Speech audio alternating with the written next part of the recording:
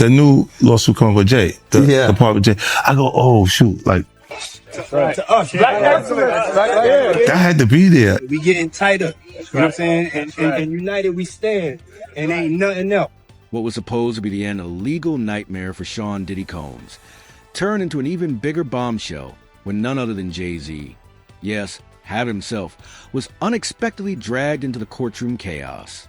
It all happened in a matter of minutes. Now, I bet you want to know why JayZ and Beyonce's name keep popping up around the whole Diddy thing. Well, that's why I'm here. Now, first thing you gotta know is when somebody like Diddy gets taken down, things always start out as a rumor. Diddy has had rumors floating around for like decades. Well, JayZ had a problem. He right there in the corner, by the way. JayZ has had a few rumors himself, but more like speculation. People see JayZ in a picture of R. Kelly, they're like, I guess they both make music. Then JayZ with Harvey Weinstein. People are like, I guess they both do business. Then, of course, JayZ with Diddy. Now, hold on. Here's the thing. JayZ and Diddy go way back. Like back to the days when they were both coming up. So you could say they might just have a lot of respect for each other. But on the other hand, people are like, well, if you've known each other that long, JayZ, you must have known what Diddy was on. But JayZ has always had a history of keeping quiet, which brings us to Aaliyah. Now, I'm sure y'all remember R. Kelly dated Aaliyah when she literally needed her parents' permission slip to get married. Now, if I remember correctly, her parents got the permission slip and said, marry who? And that's how this whole thing got exposed. Now, a lot of people in the industry actually knew about this relationship because they would work with R. Kelly. They would be in the studio with R. Kelly. Now, according to Dame Dash, who listened closely, was JayZ's first business partner and also dated Aaliyah when she was 21. He said this is how it went. He said he didn't want anything to do with R. Kelly because everyone knew what type of timing R. Kelly was on. He looks over at JayZ and JayZ's out here creating collab albums with R. Kelly. But then he saw why. For starters, everyone had a crush on Aaliyah. People were waiting down the clock until she turned 18. But JayZ decided to get a head start. Now, there is absolutely no proof that JayZ went after Aaliyah, but people were like, let me see another picture. But apparently JayZ wasn't successful and Dame Dash started dating her when she was 21. Now, what does this all have to do with Diddy? It's the secrets. It's the, like what happened to Diddy, making people wonder. Nas came out, well, he technically didn't come out and say this, but while he was having his legendary beef with JayZ, he's doing a radio interview and he's saying, it's weird that JayZ be working with people that need a permission slip to marry somebody, R. Kelly. But again, rumors, kind of like what was happening to Diddy. But then this lawyer comes out and says, boy, do I got some news for y'all. And here's where it starts to get wicked. Now, he's going after Diddy. Specifically, listen closely, anyone that Diddy might have done something to, or anyone who's watched Diddy do some of these things and stayed silent about it. Now, first of all, the lawyer's taking calls from anyone. So theoretically, anyone could just call trying to get some money saying Diddy did this to me, Diddy should pay me. But in the lawyer's defense, I'm sure he's looking for people with proof. Honestly, I don't know him. He could be trash. Anyway, what he said next is what got people interested. He said, and I got some names. He said some wild names. Some names that will blow your mind. He's selling this. He's saying, yo, y'all finna wild out when you hear these names. I'm not gonna say it now, but y'all finna wild out. So people are like, Now, in Beyonce's case, it's just because she's married to JayZ and she's been in the industry for like 20 years. People are like, you must have known something. But that's all people have. Now, in JayZ's defense, he's famously all about the money. As far as we've seen, he's always been around Diddy for like a public event or when money's involved. Just been declared not guilty in his federal RICO case. Months of stress, speculation, and non-stop media coverage had finally ended. The courtroom was tense. His legal team exhaled. Did he close his eyes for a second, seemingly relieved? It was over, or so we thought, because just as the verdict was read and reporters raced to file breaking news, a clerk handed a sealed envelope to the judge. The judge opened it, scanned the contents, and his expression immediately changed. What followed sent shockwaves through the courtroom. A new subpoena, a new name, JayZ. In an absolutely jaw-dropping turn, the judge announced that new evidence submitted during the trial had triggered a separate inquiry involving Sean Carter. The courtroom froze. Diddy, who seconds ago was basking in legal victim. Information. Of course, regardless of whether information qualifies as exculpatory or impeachment, it must be disclosed in time for its effective use at trial. And the defense continues, moreover, because the government continues to refuse to identify who it views as a victim, also means that the government is also failing to meet its Brady and Giglio obligations with respect to any other alleged victim. Requiring Mr. Combs to follow up on all exculpatory evidence in the 6 weeks before trial is unconstitutionally burdensome. 3,500 materials should also not be produced with an attorney eyes only designation, particularly if the court adopts the government's proposal to delay disclosure of such material until March 21st, 2025. Defense counsel will need Mr. Combs' assistance to properly review the material and effectively prepare for trial. Now, finally, the parties they agree for once. They agree about the witness and exhibit list. The prosecution proposes submitting that list 3 weeks before trial, April 14th, 2025. They say earlier than that doesn't make sense because those motions in limine excluding evidence or arguments won't have been decided yet, and that will affect who or what the government will present. They say the defense can present its list by April 25th, 2025, so that's 1 week in advance of trial. The defense agrees to both. And then both the prosecution and the defense agree to April 11th as the deadline for the jury questionnaire forms. So those are sent out to prospective jurors across the jurisdiction, starts the whole jury selection process on who will be called into court for further questioning and examination. And also both sides agree to April 25th as the deadline for requests to charge or voir dire. That's the more specific process for selecting the jury, and also proposed verdict forms to be submitted. So in the end, what do you see here? You see a little gamesmanship, you see a little strategy, a little practical difficulties all at play here.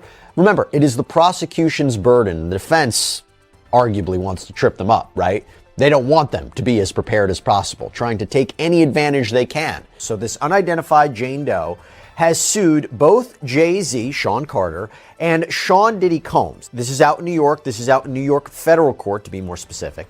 And she is claiming that when she was just 13 years old, she was raped by both of these musicians at a Video Music Awards after party back in 2000.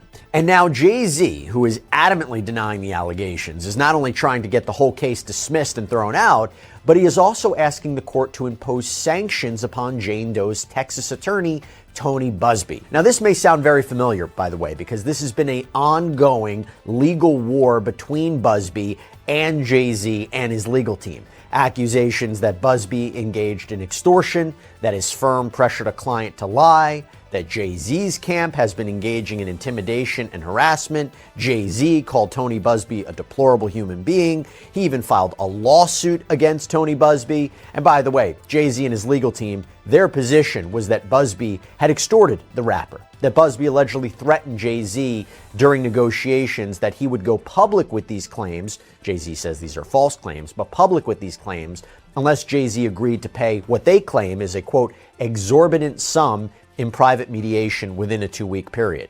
JayZ says that when he refused, that is when he was named by Tony Buzbee in the lawsuit. Remember, this lawsuit first came out. It was only identified as unnamed celebrity A, and then in an amended complaint, JayZ was identified as celebrity. Looked like he had seen a ghost. Looked like he had seen a ghost. According to sources close to the case, the surprise mention of JayZ came from a confidential witness who dropped a bombshell in closed-door testimony. That witness alleged connections between Diddy's business operations and financial dealings that they claimed also implicated Carter in a broader network of corporate shell strategies. Let's be clear, JayZ hasn't been charged, but being named in court like this, it's serious. Diddy instantly lost it. Witnesses say he slammed his hands on the table, shouting, "Why are you bringing Jay into this?" He got nothing to do with it. Security moved in. Court officers tried to de-escalate. One of Diddy's attorneys had to physically restrain him from approaching the bench. Cameras were rolling. Reporters captured every second. The courtroom was chaos. And the internet, it exploded. Before the news had even finished leaving the judge's lips, number JayZ subpoenaed was already trending. Headlines popped up across every platform. JayZ dragged into Diddy Rico fallout. Hub's name dropped in final minutes of trial. New York power duo under fire. Social media lost its collective mind. Memes, wild theories. To engage in sex work for him during his white parties from 2004 to 2009 at defendant Combs' homes in Miami, Florida, and Hampton, New York. Again, we do not know for sure if she is now a part of this criminal case, but that's where my mind went, okay? I thought about the time frame. I thought about her civil lawsuit. It's not outside the realm of possibility. So again, we don't know for sure if she's an alleged victim or a key witness in this case, the same way we don't know for sure if Cassandra Ventura is either. But, you know, we're looking between the lines. Oh, and by the way, let me just add this. Generally speaking, several lawsuits have alleged illegal conduct committed by Combs between 2004 and 2008. Okay. Now, one other thing I have to mention about this, the significance of this change, is that the original complaint had 2008 to the date of the indictment. Now it's 2004 through in or about 2024. So that signifies to me they may be talking about a criminal enterprise engaging in illegal activity even after the indictment. And that's not surprising because, as we reported here on Sidebar, Combs has been accused of breaking the Bureau of Prisons rules as he's locked up at the Metropolitan Detention Center out in Brooklyn, New York. He's been accused of using other inmates' PAC numbers, engaging in three-way phone calls, using others to try to reach out to victims and witnesses. Now, I'm not saying this is what prosecutors are referring to, but there have been allegations that he and those close to him have been engaging in alleged misconduct since his arrest and indictment. So maybe that's why you see the change in that time period. All right, so now let me move on to the next change that I noticed. And again, this is trying to broaden out, in my mind, trying to broaden out the scope of alleged illegal activity from just freak-offs. This is beyond just freak-offs. Why? Because in the superseding indictment, it says now some of the commercial sex acts were freak-offs. So you have commercial sex acts that could be illegal that don't, again, rise to the level of freak-offs. There was also another line in the superseding indictment that was new, and I want to tell you about it. It says on page 6, in connection with the commercial sex acts, Combs provided the victims with, among other things, monetary payments, career opportunities, and payment of rent and housing expenses. That is a new line. And it seems to me what they're really trying to do, prosecutors here, are trying to explain the commercial element of these acts, providing or promising something of value to coerce these people into doing this.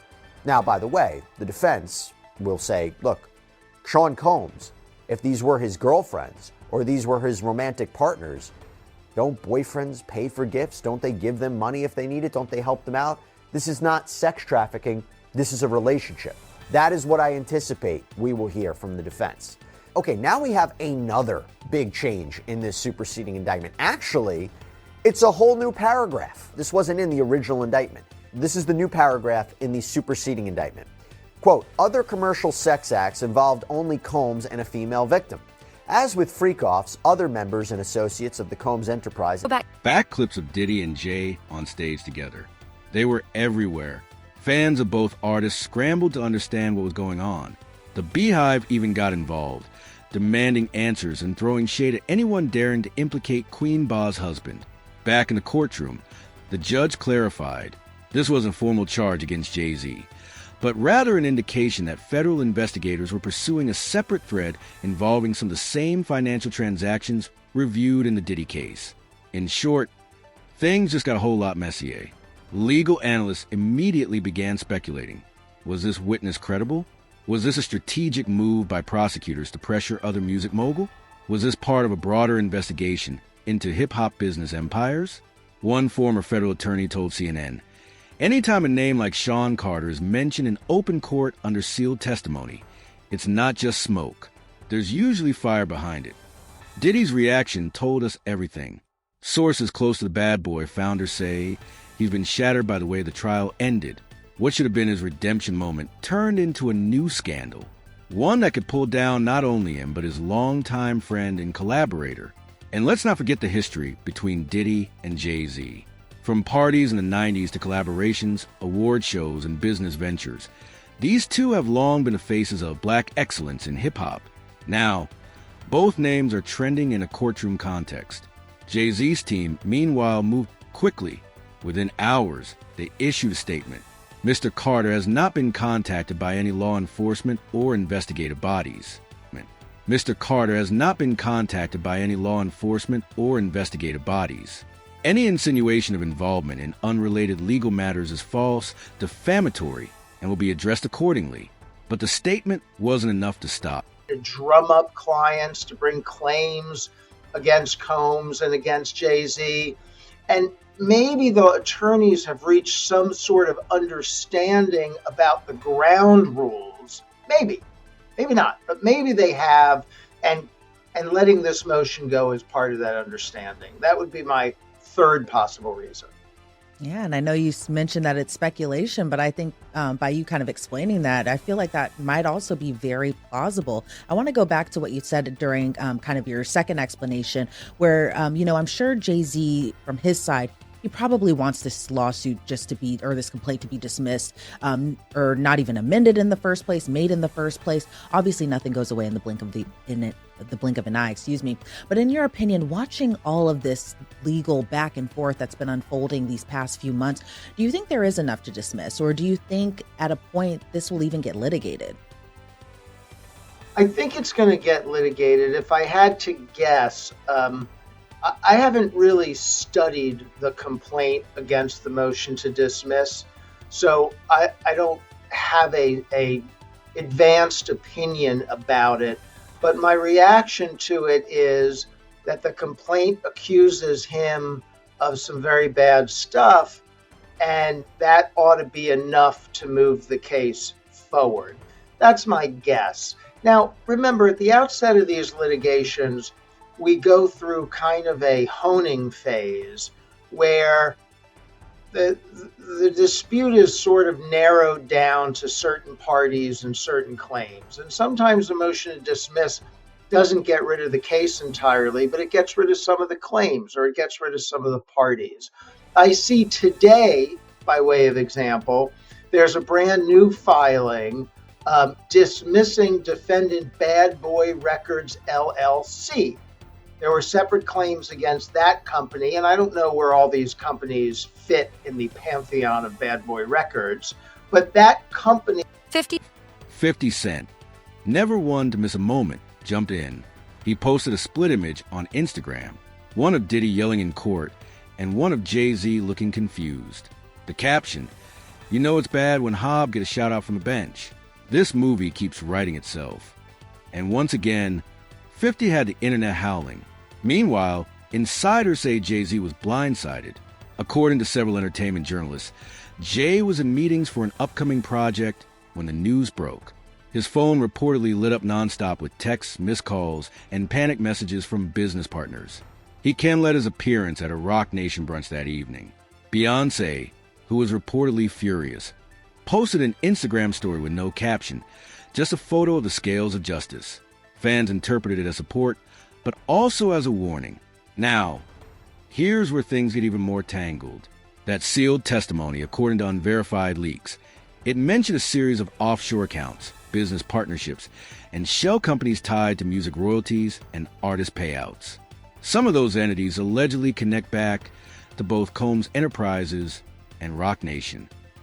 Obedient and compliant. So that is very, very similar to the description of the freak-offs. I guess what's happening here, prosecutors might be looking at their case and saying, we're going to describe these alleged illegal sexual episodes, these instances of sex trafficking, and if the term freak-off wasn't used, or it's not characteristic of a freak-off, then a jury could look at this and say, prosecutors, I don't think this is a freak-off as you described.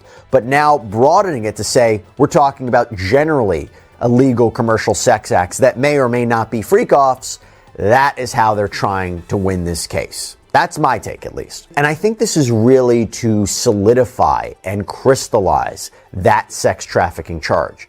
And you see the addition of commercial sex acts with the freak-offs. For instance, we see lines like this one in the superseding indictment that creates that separation. Quote, Combs subjected victims to physical, emotional, and verbal abuse to cause the victims to engage in freak-offs and other commercial sex acts. Okay, now we have another line that was changed from the original indictment. In the original indictment, it read, Combs also threatened victims' careers and livelihoods, including if they resisted participating in freak-offs. In the new indictment, it says, Combs also threatened victims' careers and livelihoods, including if they resisted engaging in sex acts with Combs and at times with Combs and male commercial sex workers. They're going beyond the specificity of freak-offs. Okay, we have another change that's pretty notable too. So both indictments, they share a paragraph where they discuss how Combs, if anyone threatened him, if anyone threatened his authority or reputation, meaning nothing has been proven, no charges filed, no grand jury summoned. But the mention alone is enough to send shockwaves through the music industry. Industry insiders are calling this the biggest power shift since Suge Knight went down because now everyone's fair game. More subpoenas could follow, more mogul could be named. The Department of Justice is reportedly combing through years of business records. And in an era where hip-hop has become synonymous with corporate expansion, these investigations could shake the entire foundation. As for Diddy, he's reportedly retreated to one of his private estates. Friends say he's devastated, feeling both victorious and defeated at once. He beat the charges but lost the narrative because now he's the man who walked free, but pulled JayZ into fire on his way out. And that might be the biggest scandal of all. Stay tuned, because if the last 24 hours are any indication the story isn't ending, it's just beginning. And hip-hop's most untouchable names, they're no longer untouchable. More updates to follow.